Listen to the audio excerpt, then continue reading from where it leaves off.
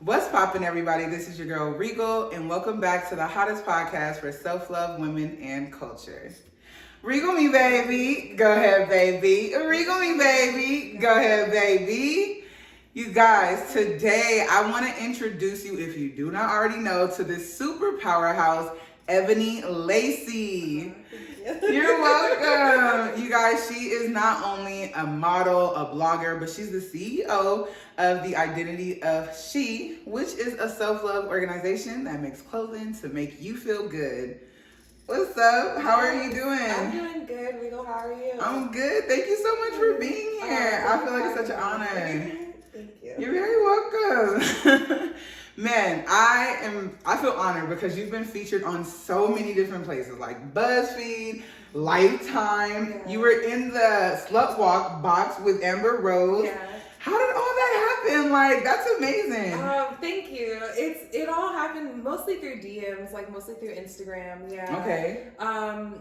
All of it just kind of came about, to be honest with you. Like, I started as a blog back in 2015 and decided to do the apparel about a year after that. Okay. And just opportunities just kind of kept coming in, like one at a time. So yeah. You know, it's so funny because I was just like doing research about subscription boxes, and they talk about the power of sliding up on these CEOs in their DMs, and just asking, seeing what the opportunity might, come from that. Yeah.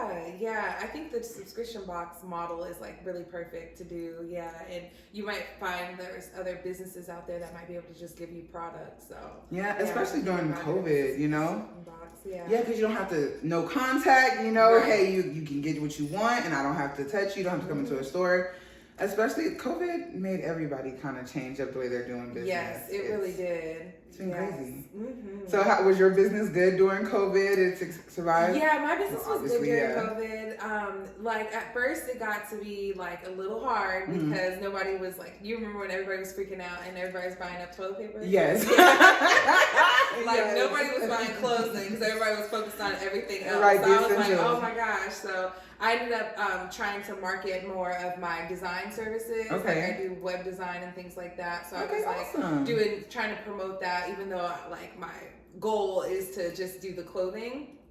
And then about a week after that, I had a shirt that went viral, and I ended up getting like 13,000 in sales in like 2 days. Dang. Yeah, it was. Which shirt went viral? It was my weight. My weight is none of your concern. Yes, that's awesome. Yeah, I had an influencer that wore it, and it got like over 1,000 shares, and just did really well. And so that happened right in the beginning of COVID. So blessings, blessings. True blessings. Yeah, oh my goodness. So when you say viral, because I don't even know, like you hear, oh, I went viral. What does it mean to, like, do you know the definition of going viral?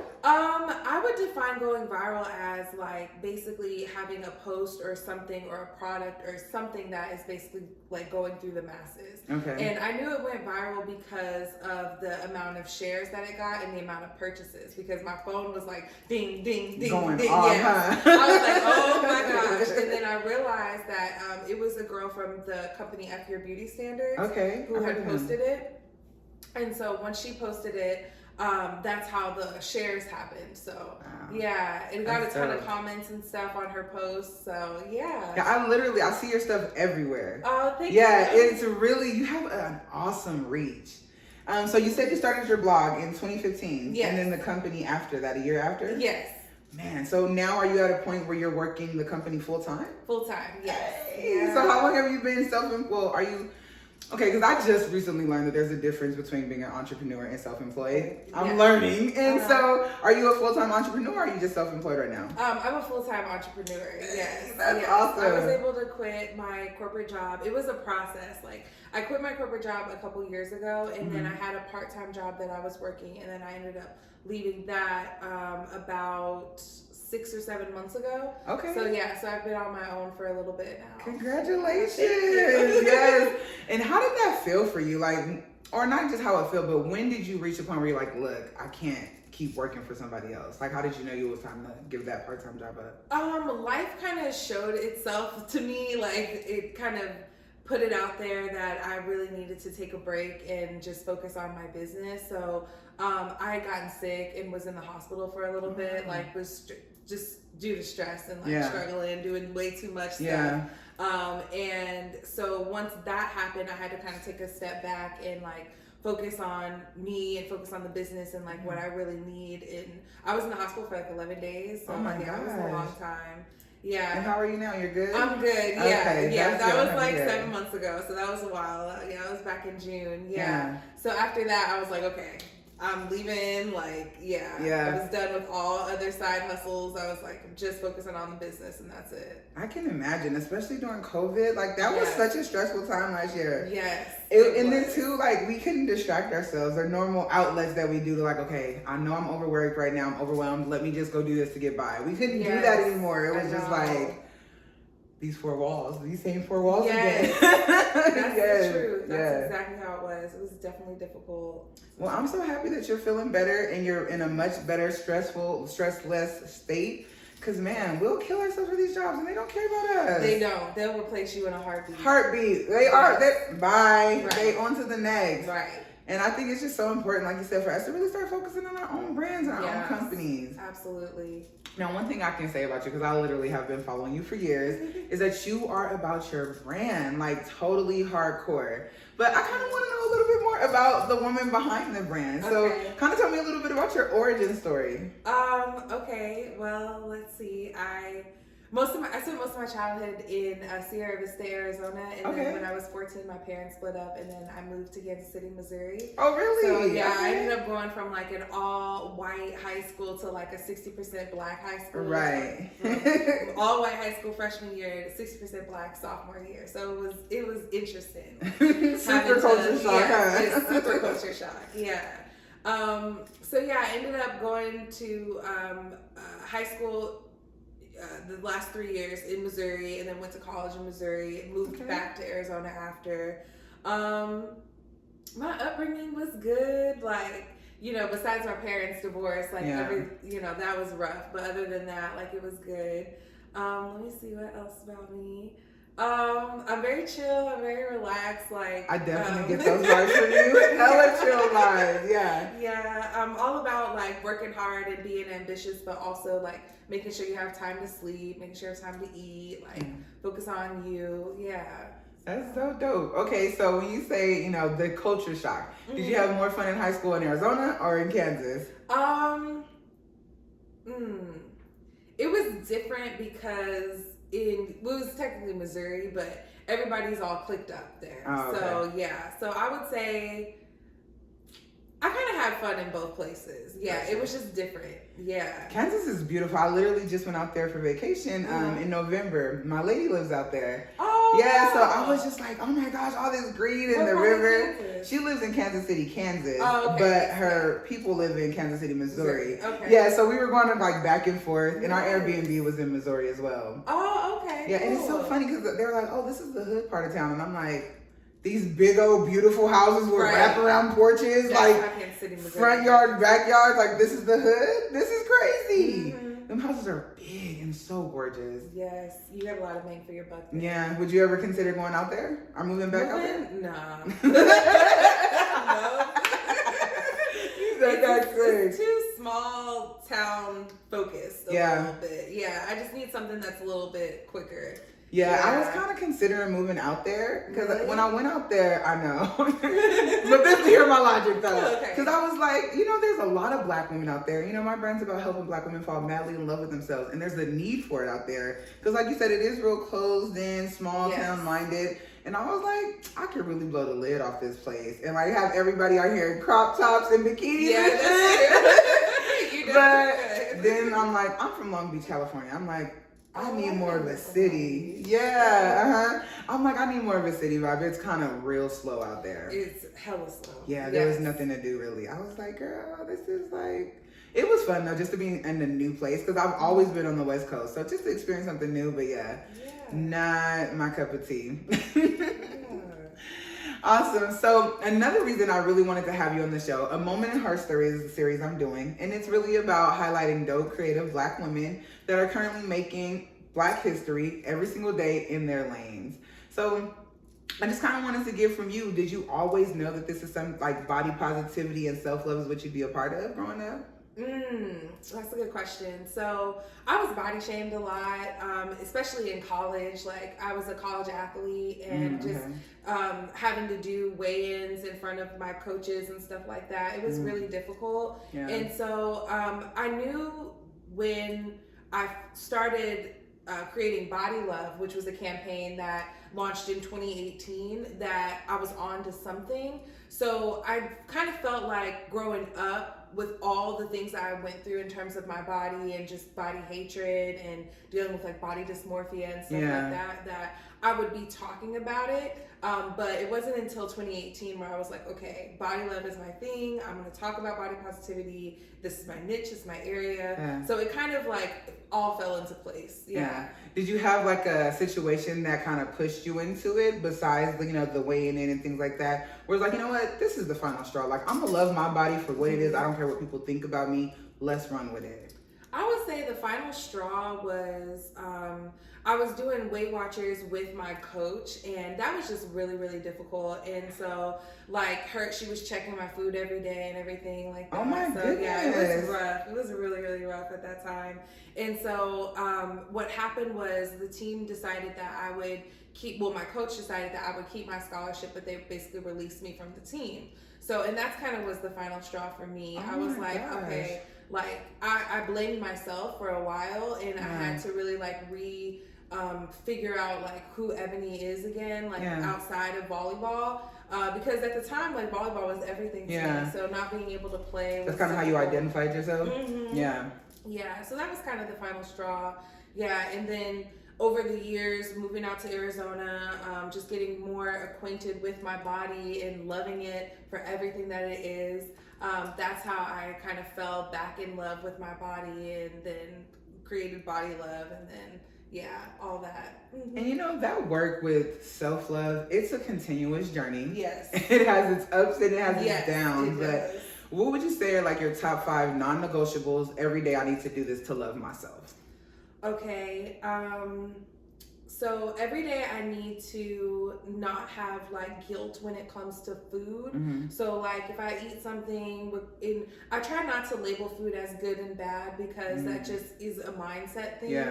Like, oh, if I go to Burger King, like, oh, this is bad food, but if I eat a salad, it's good food. It's just, it creates this mindset of like, oh, I had this, but this is bad, and then this is good, but you know. And then you're stressing yourself out. Yes, I get it. So my thing is, my first non-negotiable is like, you can't have guilt when it comes to food. Like, you just eat, you know? Like, if you eat something that is not the healthiest thing, then it's like, okay, I ate something, it's not the healthiest, but whatever, I ate it. I'm not going to feel guilty about it. Yeah. So that's one non-negotiable. A second non-negotiable is my affirmations. Like, I am beautiful, I am enough, I am worthy. Just telling myself that every single day. I feel like we all need to tell ourselves our affirmations.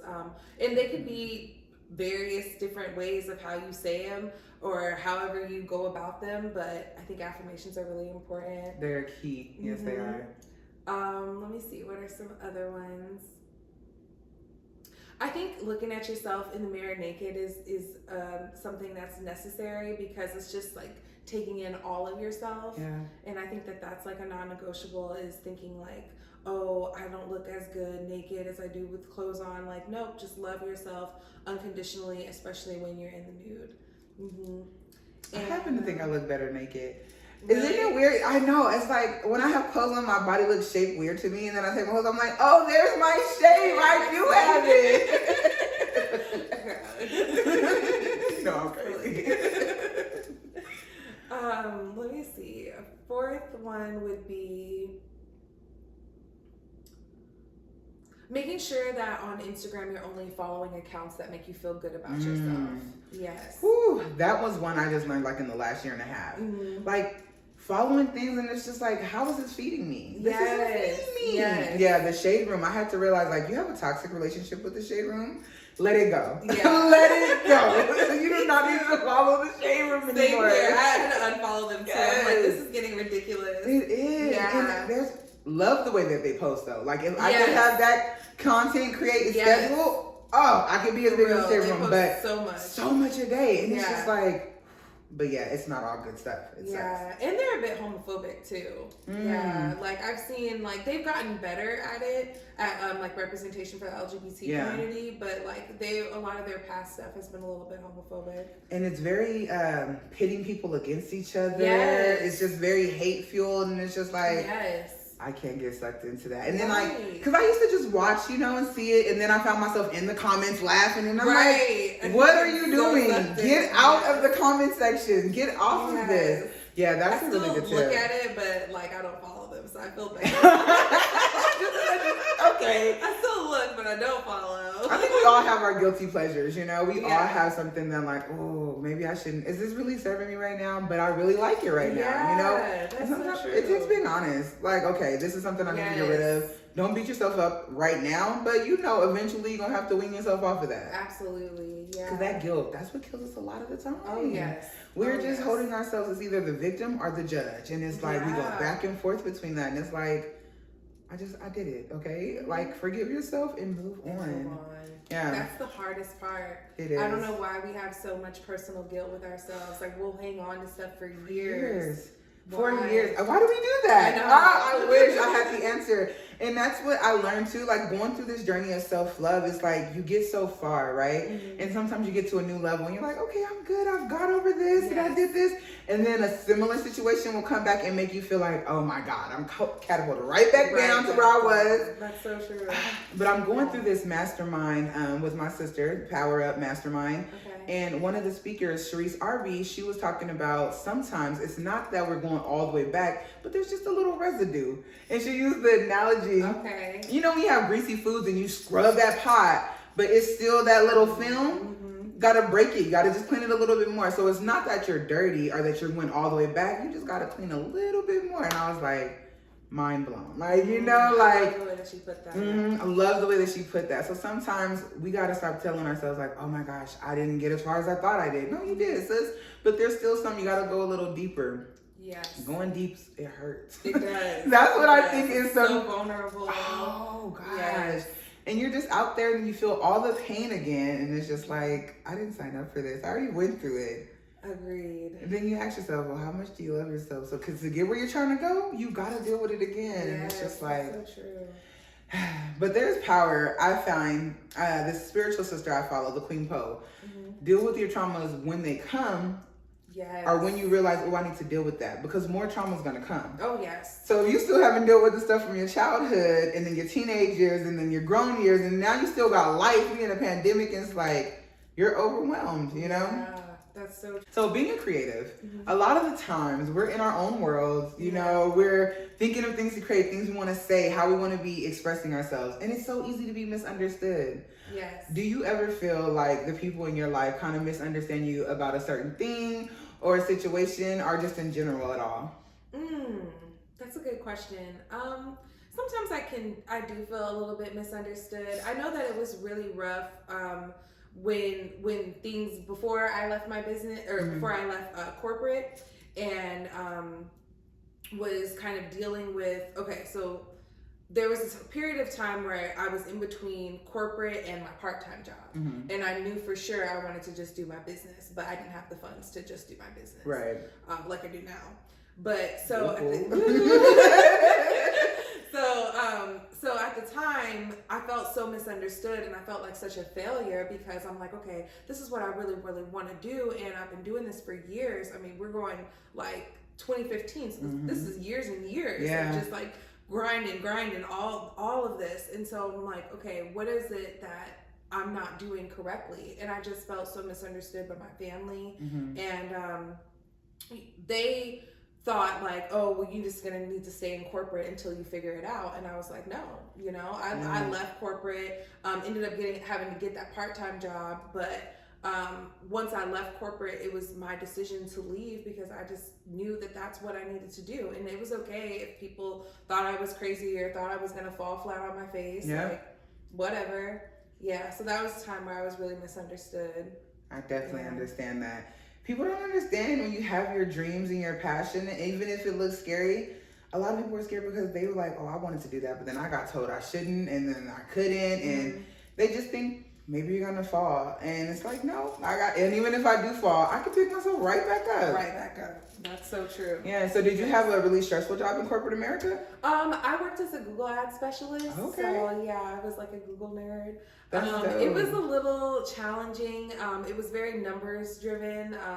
Every day I was looking at my numbers like, okay, I got to do this. I got to make these calls and do all of that. And it was really hard to run both. I remember so many days I would be in like the break room, like where we'd have like lunch or whatever. And I would just be crying because like something would happen at my business or something would happen at the job. And I like needed to go pick up my apparel by 3, but still stay on the clock until 3:30. So, you know, it was always something like trying to do both of them. Yeah. Well, I'm happy you had the idea like, look, I gotta go. I have to walk away. Yes. Yeah. And I just quit. I actually filed a racial discrimination claim against them. Yeah, because of the way I felt treated and how I felt. And so I just walked away from the company. Mm-hmm. And that was so you worked specifically for Google? Yeah. That companies like Google, Amazon, and freaking Apple, like they scare me. Like you guys have so much power. And Experian too. That's a company that people don't really talk about, but they're one of the most expensive companies or most profitable companies in the world. It's like, why does Experian have so much money? Why does Experian have so much money? Yes, it's I crazy. Look at Amazon like that. Like, why does Amazon have so much money? Oh my goodness, it's crazy how much money they have. And then when you start thinking about like the behind the scenes, those free returns, how much trash they deposit about, I think 6 billion pounds of trash to the landfills a year. Because the returns, they don't fix them, they just dump them, trash. And it's just like, there's so many people in the world that can use that stuff. Yeah. Like, give it to the homeless people. Like, don't just throw the boots away because they have a hole in their scuff. Like, somebody out there needs them. Right. It's like they keep building fulfillment centers. They need to build, like, centers for the homeless and stuff like that, too, where they can giving centers or something like $200 billion? I think he has that much money. And it's like, you know, you're super uber rich when you divorce your wife and she becomes the second richest person in the world. Like, damn! And it's like sometimes I think, you know, not having that money, it's like, oh, I would love to have that much money. But it's like, but do I really want that much money? What am I going to do with it? Right. Because it's like you have everything that you need. You have everything that you want. What's next? Especially if you're not doing charitable shit with it. You know what I'm saying? That's so true. It's like you can't spend all that money in your lifetime, Jeff Bezos. There's no way. You can't. Like, so do something. Do something with it. At least it. the wife decided to donate to HBCUs. Oh, she did? That's what's up. Yeah, that's super cool. Yeah. Yeah, now I know you talk about college, so what did you major in? I majored in journalism and graphic design. Oh, okay. Yeah, so you're kind of still doing what you wanted to do. That's dope. Yeah. So, and I wasn't sure, like, once I graduated college, like, what I really wanted to do. I just knew I wanted to include, like, have both. And so a business, like, I knew I wanted to do a business of some sort. It just took kind of years to figure out what I wanted to do and how I would do it. So, I think it's amazing though, because once you figure it out, then it's like it's go time, you know. And that's where I'm at in the process of my business, is figuring it out. I just got with my cousin Sasha Brackens. You guys check her out for brand building and how to figure out your niche, start your business, strategize, and just helping me figure out what I want to do. So I think it's super cool to have that, you know. Yes. Now, you said your graphic design services. So what all does that include? Because I might need to hire you for stuff. So graphic design services, let me see what I do. Menu design, logo design, website. Let's see. I do lead generation too. Content creation for social media. Yeah, all of that stuff. Yeah. And that's so cool. I have another basically website that's a part of the Identity Is She. So it's like theidentityisshe.com/hire Eboni, and then that's where all my graphic design services. Okay, I'm gonna have to look up. I'll put that in there in the description too, because I didn't even know that you did all that. You're so multifaceted. Girl. You do everything. That's awesome. Yes, so I was on the website. So tell me about the self-love pledge. Kind of where did that come about, and how did you think? Like, why did you do it? Okay, so the self-love pledge came about. Let me see. That was 2018 was when we did the self-love pledge. And that came about based off of Body Love. So Body Love was this campaign where it was like, no matter what, you would love yourself, love your body, and you would say it like somewhere. Yeah. Announce it to the world. I love myself. I love my body no matter what. And the self-love pledge was basically, I love myself. Like, what was the pledge again? I love my body. as it is, and I will never insult my body or another woman's body. I love my most important feature just as much as I love my least important feature. So that was the whole pledge. And I basically did a video with one of my close friends who I actually worked in a corporate job with. Yeah, her name is Gabby. So that's Gabby. so funny. Yeah. So funny, like you just never know who you're gonna meet because like she's done so many different projects for me, and we met like in a corporate job. So and see, I always think like maybe that's the whole reason I had the job in the first place. Yes. You know, to meet the people that you need to meet. Yeah, that is so true. Yeah. And so we put this video together, and we got all different women of different shapes, sizes, sexualities, and we basically did this video, and we all said the pledge. And so then she cut it up and then put it into a whole different video package. Yeah. And that's kind of how the self-love pledge came to be. That's awesome. So is that something that's still currently going on? Can people still sign up for it? I haven't really like done much with it since it kind of, I would say it ended more so in 2018. Okay, gotcha. We had so many people that would sign up and then that would say the pledge, and we had like this little banner and everything like that. But like over time, it just like stopped. Yeah. Yeah, got you. It just organically came to its end. Okay, that's awesome. But I think it's dope that you're putting that positive energy out there. Because it's necessary, you know. Yes. So many times, especially in today's age with all the face tuning and editing and oh my gosh, and then you go on like different sites like say Fashion Nova, but you already know everyone has the same body type, and it's like, bro, we don't look like that. No one has this small ass waist and the fat booty and big, like everybody looks like that. Everybody has the same face. Yes. And it sucks. Like I literally had to tell my baby like last year, and she was like, yeah, you know, they just have like perfect bodies. Everyone has, and I'm like, wait, do you think this is everyone's real body?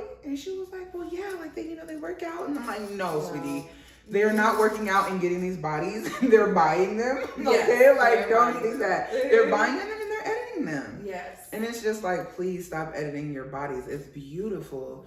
And that's one of the things I love about your brand is that it doesn't just include like big girls. It's all inclusive. Skinny bodies, little bodies, in mid shape, pear shape, you know, box shape. It doesn't even matter. It's for everyone's bodies. And I really love that inclusivity because for so long, you know, it was skinny girls are in, and then they shamed the fat girls. And now it's so much confidence going on in the big girl community that skinny girls are starting to be shamed now. I'm like, oh, you don't got enough meat. And it's like, I don't want that. And that's why when I see big girls, I'm like, don't do that, y'all. Because we used to get clowns, you know, just because people are accepting our roles now and we are finally accepting them, we shouldn't be like, look at her. And it's like, we got to stop talking about each other. We're no better than like them doing it to us exactly. all the years before. And that's why I'm like, love what your brand stands for. Like, you'll see roles, you'll see everything on your channel, and your Instagram is so popping. Like, I love the aesthetic of it.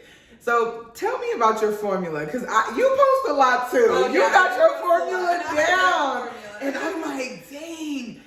Do you have like a, what is it called? Where it's automatic, or are you doing that yourself, like going in and posting every day? So we use a scheduler. It's me and an intern who's helping me, and we use Later. So we pre-schedule everything, and we do 4 posts a day usually. It used to be 6, and at one point in time it was 8. So so that's good though. We moved it down to 4. Because my cousin, they were telling me the algorithm is like 5 stories a day, 3 at least, like the bare minimum post, and that'll help get your content seen. Yes.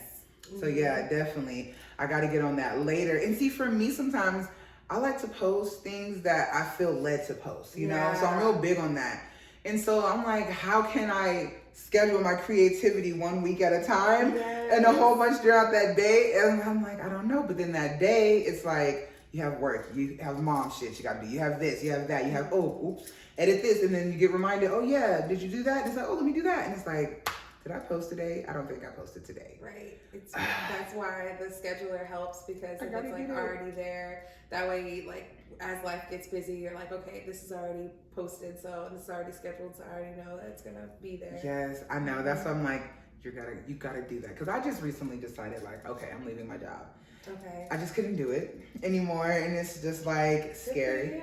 Thank you. I kind of had me like a little nervous breakdown going on last year, and it was just like, look, I can't do this anymore. And I tried to do it It's real high performance, a sales job for tech companies. And it's like, we're selling these tech boot camp for colleges actually. And it's like, it's an amazing company. They're really good to us, but it's just like, we need you to perform though. Like, and then in the company, people are like, oh yeah, I got 30 enrollments this month. And I'm struggling to get like 10. And I'm like, you got 30 enrollments? Like, how the hell do you do that? And so they just expect you to perform. And it's just like, with everything, all the trauma that I was like, oh, I haven't dealt with that. I have to go back and deal with that. And, you know, I lost my mom about 3 years ago. And so, thank you. I was homeless after though. So I'm trying to survive, you know, and I'm not worried. Like, it's not that I wasn't worried about it. I would break down, but it's like, I have to figure this out. I have to figure life out. So once I got stable, I'm like, take a deep breath. I'm like, this is so amazing. Life's great. I'm feeling so blessed. And then it's like, wait, my mom's not here. Like, what's going on, you know? And then got to perform at work, new relationship. She's a teenager. She's 13. Having a teenager is crazy. But she's amazing. Like, she really is. But it was just a lot, you know? So it was like, I can't do this anymore. Like, I just need to put my energy elsewhere to something that helps heal me at the same time as help other people. Yes. And that's really what I feel like my brand and my businesses does. And I got so far from it and so far removed from that thought process. Now, I know for you, I was going through, you started your podcast. Yes. And so it seems like mental health is really, really important to the identity of she. Yes. So kind of tell me, mentally, if you would like, you know, but what are some things that you do to keep yourself mentally sane in this crazy ass world? Let's see, some things that I do. I stay really grounded, and I also kind of keep to myself a lot. I mean, I have friends and everything like that, but, you know, keeping to myself has been good in terms of staying grounded and things like that. I smoke. gotta refresh me. Gotta do that. Ebony, I had no clue, sis. I had no clue. It's so funny that you say that, because I was like, I wonder if she's high right now. I was like, I think she might be, but I didn't know before you said that. Yes, I gotta do that. Keeps the stress level down. Yes, it does. Yes. So what are some other things I do? I exercise. Yeah, I believe that movement is good for the body and everything. So yeah, those are just a few things that I do. Yeah, I think it's definitely good because, you know, for a long time, we never talked about mental health in our communities, but there's so much. Especially when you're talking about body positivity, you're getting bullied constantly. Yes. And the bullying that we do to ourselves constantly, that's a big thing. Yeah. Like, so many people can tell us how bomb we are, but if we're not telling that to ourselves, it's like, you don't really believe that. So I think those tips are awesome because they're going to help you feel more confident. You work out, you feel better. I got to go to the gym tonight. Girl, literally my body just feels better from the week I had. So was it 2 days ago? I ran a mile at the gym and worked out. Thank you. Then the next day, me and my brother walked. He had me walk 3.68 miles. Wow.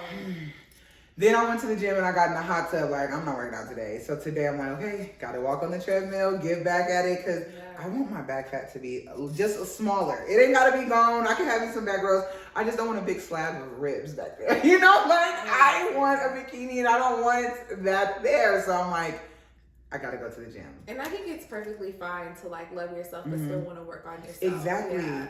Exactly. And that's what I used to always be like, well, I don't like my body. And it was like, that's fine. If you don't like your body, that's fine. But just don't keep bashing it. And it wasn't until I got to the biggest I had ever been in my life. I hit like 402 pounds. And I was like, oh shit, like, I'm so big. But I felt so good about myself because I actually loved myself.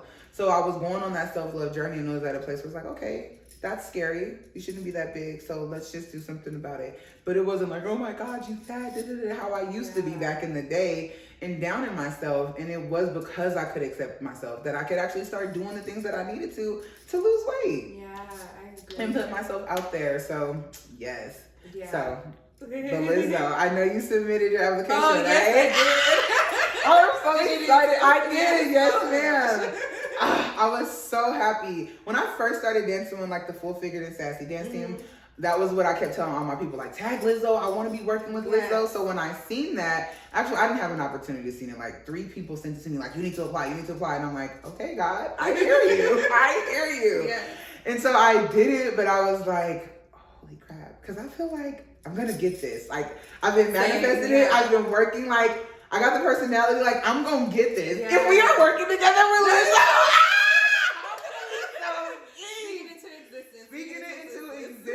we are gonna kill it. Oh my God. I know a couple of girls that did it. I'm like, did you apply? Deandra told me about it. She actually texted me and was like, look, I know I'm bugging, but I think you should apply. Okay. Do it. And I was like, all right, I'm gonna do it. And she's like, I'm applying too. I'm like, let's go. Yes. So, and that's what I love about it, is all of this. It's not like, oh, you're applying, damn. Like, no, you apply, girl, here, you apply too, you apply too. And I think so much of it is showing up for yourself. Yes. We don't know what we can do until we show up. So just a little backstory, guys. I have been wanting to work with Eboni for years now, right? Years. And I know at one point in time, it was for the Barbie shoot and being included in the calendar. I couldn't afford it. So I wasn't able to do it. And we both were like, don't worry, it'll come. Yeah. So cut to this year, the Full Figured and Sassy Expo. She chose me as one of the models to represent her brand on the runway. Oh, I was so geeked when I knew that. Thank you. Oh, I had so much fun.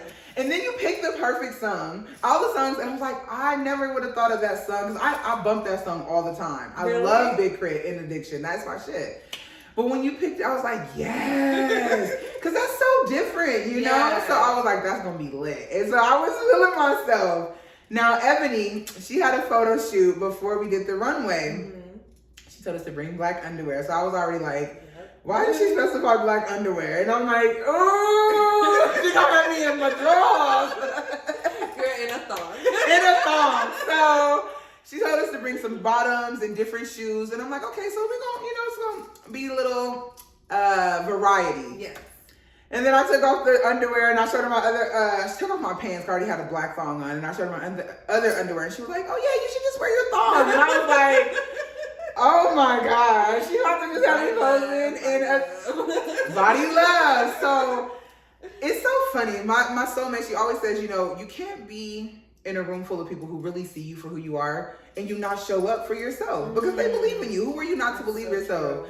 And you were like, yeah, Regal, you look good in that thong. Like, go ahead and that's the thong. And I was like, I'm here now in a room full of other models. Like, I cannot be like, you sure I can't put these other underwear on? Like, you got to perform, sis. You got to rise to the occasion. So she had me on the gram naked.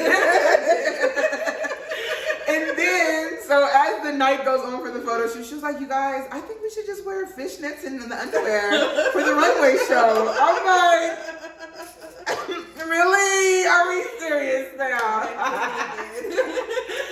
But it was lit. We all looked so bomb in our fishnets. It was lit, y'all. And then my booty was looking real nice. I was like, okay, cakes, come through. And it's just those moments of like women empowering each other, supporting each other, and pushing each other beyond our comfort zone. Because I'm a very confident woman, but being naked around people like I'm not being intimate with, that's only something that kind of started happening last year when I got with Queen for hers. My booty came out on the runway and I was like, girl, your ass is out. You're not about to be adjusting your shit. Like, you just serve the walk. You gotta rise to the occasion. So I did. And then she had me even more naked. You had me naked on the runway. I was just naked this whole runway show. And I felt so fucking powerful. Yeah. I felt so good. And when it was all said and done, I was like, I literally can give two fucks that people see my booty right now. Right. Like, it didn't even bother me or faze me. Like, all those insecurities were just out the window. And I was just super geeked to be like, oh my God, I got to another level of self-confidence and self-love. Like, who want to see these cheeks all summer? Yes. That's how I feel like doing photo shoots. Yes. Like, even being half naked and stuff like that. It's like, I like it. Powerful. You do. Yeah. It's so funny because I remember before I was still kind of insecure to show my body, I would be like, dang, like, why do all the big girls and everything body positivity, why do we have to be so naked? Like, why can't we be body positive without showing all of our skin? Until I showed my skin, did I not understand, like, because it's nothing like just owning your skin and not having to have anything hide you, cover you up. It's intoxicating, honestly. It is. And addicting. I just want to be naked all the time. when I made my comp card for Liz, I'm like, dang, like I want to put all the pictures with lingerie, like just being naked. Yeah. I was like, I'm pretty naked on this comp card, and I'm like, I think that may be my little lane over there because I love it. Yeah. Love it so much. You know, we're all about self-love at Regal Me Baby TV. Mm-hmm. So, kind of, who inspired you? Who were some of the legends, and what do you feel like their legacy taught you? Okay, some of the legends. Lyris Cross, like she's a plus size model, African American plus size model. She's been modeling for years, and I've been following her for a long time. I'm so Yeah, sorry, she Liz. was the winner of like the model winner of Project One Way. Oh, okay. I'm gonna have to check her Yeah, out. yeah, she's dope. Yeah. And I would say that she's like the African American version of Ashley Graham. Yeah. Okay. Mm-hmm. Oh, Yeah. I really gotta tap in. Yeah, then. she's okay. dope. Yeah. And I would definitely say Ashley Graham's definitely a legend. Even though it's like her body is starting to look more perfect, you know, it's starting to look just like everyone else's. All the plus size models. All the Yeah. plus size models. It does. That's a hardship. It seems that like Denise Bido is another one. It's like the higher up they get, the skinnier they get, and the more they're like kind of subjecting into the straight size world, if you will. You know, and that's kind of rough. But to see all of that together, it kind of just makes me feel like where it's going to be interesting to see what the future of body positivity is going to be. Yeah, it is. Because even like Fashion Nova Curve, Lane Bryant, they all have that one model. What's her name? Tybrina, I think it is. Oh, yeah. The one that did the Beyonce tribute. Yeah.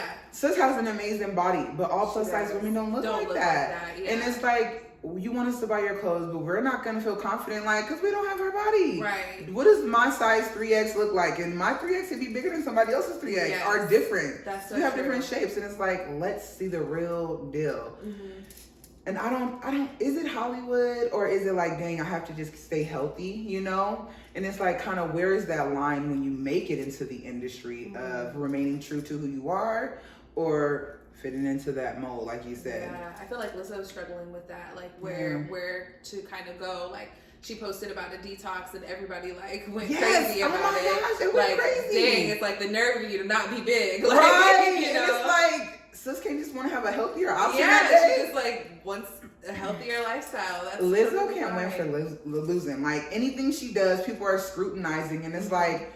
She made that, and I think it was the same live, but she was talking about being not happy with her body or something like that. And everyone's like, oh, well, you talk about all this body positivity, and now you're saying you're not happy with your body. And it's like, do you wake up happy with your body every single day? Every second of the day? We don't. Nobody does. Beyonce has days where she's like, what the fuck is this? Like, you know what I'm saying? Yeah. And it's like, just because she is being right now the new queen of body positivity, she can't say that she doesn't like her body. And it's just like, a lot of this stuff in this industry is like, stop telling people how to think about themselves, how to act with themselves, and get out of their business. Yes, that's so true. Oh, it's gonna be crazy. I can't wait to be on this unscripted show, sis. Oh I'm like, y'all leave me the hell alone now, okay? Like, it's gonna be fun. It's gonna be fun. Yes, speak that into existence. I'm so speaking that into existence. So, did you go for modeling and dance? Do you dance? No, I don't dance. Okay. I'm just modeling is all. I'm sure you can dance. I think everybody can dance. I'm like, whether it's a little two-step or a bob, I really feel like everybody can dance. I know I kind of already talked about shooting with you for the fashion show. I mean, for your photo shoot. But it was really, really comfortable. You're so sweet, but you're real clear and direct on what your vision is. Is photography something that you can see yourself getting into, or do you already consider yourself a photographer? I guess I do kind of consider myself a photographer. Yeah. I've learned a lot just from shooting my brand a bunch of different times, like angles, lighting, and things like that. And then also with the ring light and everything, trying to do more things like with it. Yeah. So yeah, I would consider myself a photographer. Okay. Yeah. It's learning what looks good for Instagram. Really, that's kind of where my focus is, and usually is with shoots. It's like like I see the whole room and the whole picture, but I'm really thinking like, okay, what angle is going to look best for the gram? Okay. Yeah, that's kind of what everything is selling off of. So that's dope that you say that's specific to Instagram, because that's really the world that we're in. You know, pictures are consumed on the gram, and you have an amazing eye for it. I've been literally like scrolling through and I'm like, damn, like your feed, it just hits everything. It's so much Instagram, Instagrammable picture moments. You got it down pat. It's awesome. It's helpful to be able to share other people's content too. That helps. There's a lot of like brands that choose not to share other people's content, which is fine. Like they're just wanting to focus on their own content, which makes sense. But sometimes when you share other people's content, it makes it a little bit easier to break up what you have to share. Yes. I thought about that too, and I'm like, girl, because I get inspired by these people too, so I should just share that. You could share it. Yeah, I'm still learning. And it's a growing thing, So it is what it is, but I'm gonna get there. Now, have you ever thought about opening up the Identity of She modeling agency? I haven't thought about that, but that would be something I would be interested in. I think that would be dope. I was just kind of thinking about like how you were as a photographer.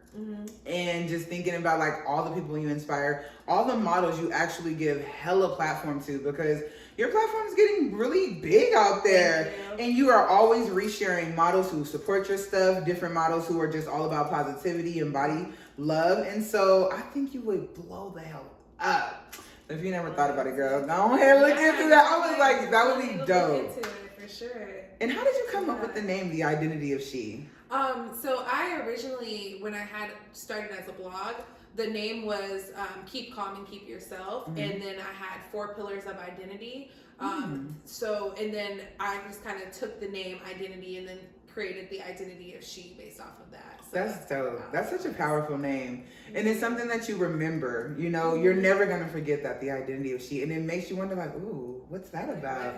Yes, like, what is the Identity of She? Yes. So super creative. So do you feel like kind of your college education and everything that you learned from graphic design and journalism, do you feel like it's been super beneficial to your business? It has been. Yeah, that's one thing I'm very thankful that I stayed like in my field the whole time.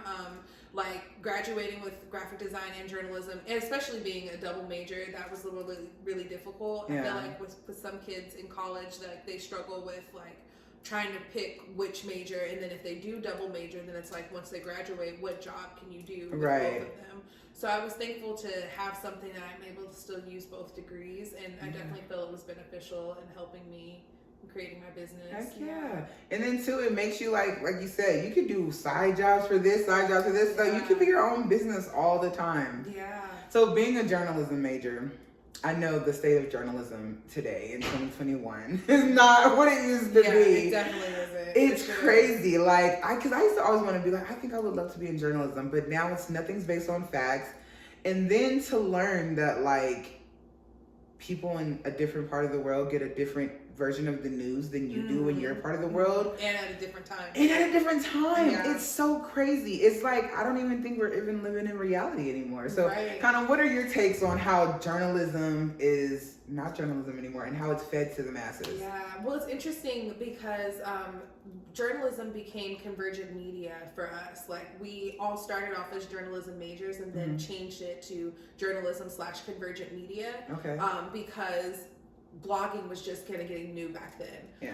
And this was like before Instagram. So now how I think about journalism is it's more about a picture and small content versus how it was like back when blogging was. You used to be able to like write all kinds of content online and people would read it. Now people just don't read it. Don't read anymore. Yeah, they scan pictures and look at captions and that's it. Life has become an Instagram filter. It really has. So I think journalism has become more about visuals and just the meat and potatoes and not about the fluff anymore, how it used to be. Yeah. That's really good. That's a really good tip. And see, sometimes because I'm trying to get more in touch into my writing, and so I'm like creating an ebook, and it's like, thank you. I'm like, should I put more pictures, or do I just? Because I'm like, it's an ebook. You want to have something that's valuable that people are like, oh, I would pay for this, Yeah. But I feel like if I put too much words, it's going to capture people's attention, and they're going to be like, oh, I don't want to read this. And so it's kind of hard to figure out and decipher like, well, how much is too much writing? Where do I lose people? And so do you feel like, is there a medium kind of in like journalism or in social media management, like maybe 500 words and like 6 pictures or anything like that? Well, now our blog posts are usually about 500 words or less. Okay. It used to be a lot more than that. When I first started as a blog, it was an open forum blog, so anybody could post a story about it. They could just send the story to me, and then I would publish it. And so, but I learned people stopped reading as much. So yeah, I would say a good rule of thumb would be about 500 words for a blog post. But for an ebook, I've never done an ebook before, and I know people are still reading ebooks, but I definitely agree with like including pictures as well. Yeah. Oh, thank you for that. Yeah, definitely pictures, because people don't, like you said, they don't want to read anymore. I remember when the newspapers, like everybody was reading newspapers and stuff, and it's like that's almost like an ancient kind of. People are in newspapers for like coupons. That's it. Like no one reads them. I don't even know if people still do like the word cross words and search and stuff. Like, just to be this age and be living in between 2 times and 2 generations, it's crazy to see stuff die and new things come up, and the things from your childhood, how they've changed. And it's like, wait a minute, that doesn't mean that, or that's not spelled that way. And it's like, or why is math done that way? Like, it's weird to just see life changing. And it's like, what is it going to be when I'm 50 or 60? Yes, like, it's going to be so different. That's going to be scary. To keep kind of reinventing yourself as creative. Yeah. And I think like when COVID hit, like we kind of all had to take a step back and like rethink things a little bit. So yeah, I agree. It's going to be interesting when other things happen in life, like to see how journalism is going to change, social media is going to change. Like now everybody's on TikTok. You know, that's like the new thing. Now. I know, and I'm a whole trying. new thing to learn. A whole new thing to learn, right? Because I'm trying. I was like, okay, I need to get into this TikTok. Because like, I think I would create some funny shit. So I'm like, okay, I want to use that one. Yeah. And then I record the video, and then I hit playback, and I'm like, wait, where's the filter, the part? And I'm like, having to learn, it's rough. It is rough. So you talked about kind of reinventing yourself. Yeah. How do you feel like, or how many times have you felt like you've had to reinvent yourself with the identity of she, and when do you know it's time? Okay. Think about how many times I've reinvented myself with the identity of she. So it's been a few times. I know for sure there was one time where I like redid the whole logo. So I redid the logo and kind of rebranded, came up with a whole new site. I was on a different platform. I was on Wix, and now I'm on Squarespace. Okay. So that rebranding was about reinventing a new kind of vibe. And really kind of showcasing the beauty behind every identity, and not just because at one point in time, like there was no face to the identity of she. It was just kind of like faceless, because I wanted the idea of it being multiple identities. And then once I started kind of becoming like a little bit more popular, and I was like, okay, well now I'm basically just going to be the face. Right. Now it was kind of incorporating multiple identities, but still being true to myself too. So it was like, it's me, but it's also showcasing multiple identities as well. Yeah, I like that. And having to showcase the both of them, which is still a struggle. Like, how do you showcase different, which I feel like we do a good job of that, like different body types, different ethnicities, different sexualities, all of these things, and staying up to date with different trends as well. Yeah. What's going on in the news and all that stuff. You have to. It's a lot. Yeah, it is. Because so much goes on in our world on a day-to-day basis. Yeah. I know me and my friends were talking last year, like, yo, like something else happened. No, something else happened. Something else happened. It's just like, we still over here, and like 15 other events that are just as traumatic have happened, are just as, you know, drama-filled have happened, and it's just a lot to keep up with. It sure is. Yeah, man, it's crazy. So, tell me, you have this event, it's called the Eboni Experience. Your budget is endless. Okay. You can do anything you want, say anything you want. What can we expect at your event? Okay, if I did an event called Eboni Experience, I would probably put together a body love conference and have different speakers talk about some of the things that we just talked about, like loving yourself yet still being healthy, also creating different vibes for yourself, creating a positive mindset, affirmations, kind of just like teaching those different things, all about body love though. Like, so maybe like a body love seminar, if you will. That would be something that I would do. Yeah. I think that's dope. I could definitely see that in the future. Yes, girl. Speaking of things. Right. Manifest. Pray, manifest, and act on it, honey. Yes. So, it's no secret. They always say successful people read books. Or listen to them today, So tell me, what are some current books that you're reading, or maybe podcasts that you're listening to? Okay, so podcasts that I love The Breakfast Club. I listen to that like all the time. Every day. Every day. I also love You're Welcome by Hillary Rushford. She's an Instagrammer, and she also is just like, she started as a style influencer and then turned into like more of a business coach. But I love her take on things. She also talks a lot about mental health, keeping a positive mindset, things like that. I also love, this podcast called Cocktails. Dirty Discussions. Ooh, okay. Interesting. Yeah, but they talk a lot about sex and stuff, but I really enjoy the podcast. Yeah. I'm gonna have to check that one. Let's see, books. I'm currently reading, but I put it down for a while, but Black Privilege by Charlamagne the God. Okay. Has it been a good one? It's been a good one, yeah. I need to pick it back up. Yeah, when it first came out, I kept trying to find it at the library, and it was always out, and I'm like on hold, waiting for it, and I'm like, okay, I just need to buy the damn book. So I need to get back and buy it though. Yeah, it's a good book. Yeah, I need to finish it. Yeah, that was one of the books I've been reading, and I'm trying to think of what other.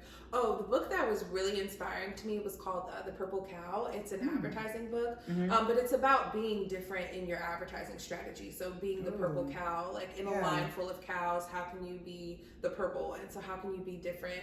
And so I kind of think about that in my advertising strategy, is coming up with something that's different, instantly consumable to by the mass audience. So things like that. Yeah, and I was gonna ask you too. That's funny that you said that about being the purple cow, because everybody, like, body love, self-love, it took off, and there's just so much. There's so many journals and calendars, and there's everything. Yes. How do you feel like how is Identity of She different from everybody else? What can we expect different from you? Okay, good question. So one thing I think our Instagram content does differently is that we repost different accounts. So when I see things that really touch on body positivity and trending, and that are really popular, I'm not afraid to repost those things. Another thing is with the apparel, I make sure that it's just more behind the message. I feel like with a lot of like clothing companies, like you get the shirt and then that's it. There's nothing else behind it. So coming up with like the mental health coloring workbooks, the self-love workbooks.